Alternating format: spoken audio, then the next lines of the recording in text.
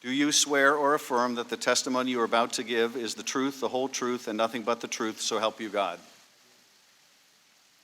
Let the record show the witnesses. We heard this morning from two officials who have direct firsthand knowledge of the July phone call between President Trump and his Ukraine counterpart.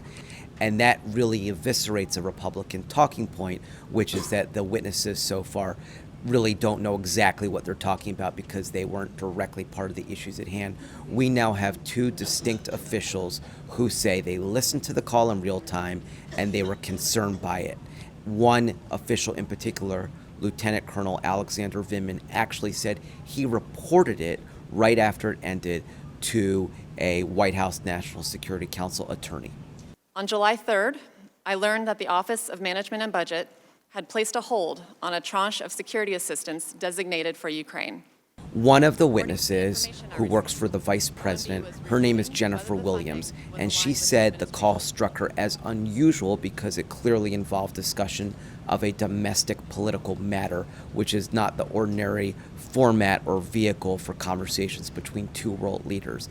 The second official, Alexander Vindman, who is a National Security Council official, says he was concerned because he could hear what he interpreted as pressure or an order from the president of one country to the president of another country to conduct investigations for his own political gain. The most damage is to Republican talking points who keep wanting to hear from the whistleblower, who keep saying that the witnesses they're hearing from are too tangential to be taken seriously. These are two witnesses who really were there in real time, and not only were they there, but something immediately struck them as being off. And so that's pretty important for Democrats and pretty damaging for Republicans who are trying to suggest that none of these witnesses should be credited.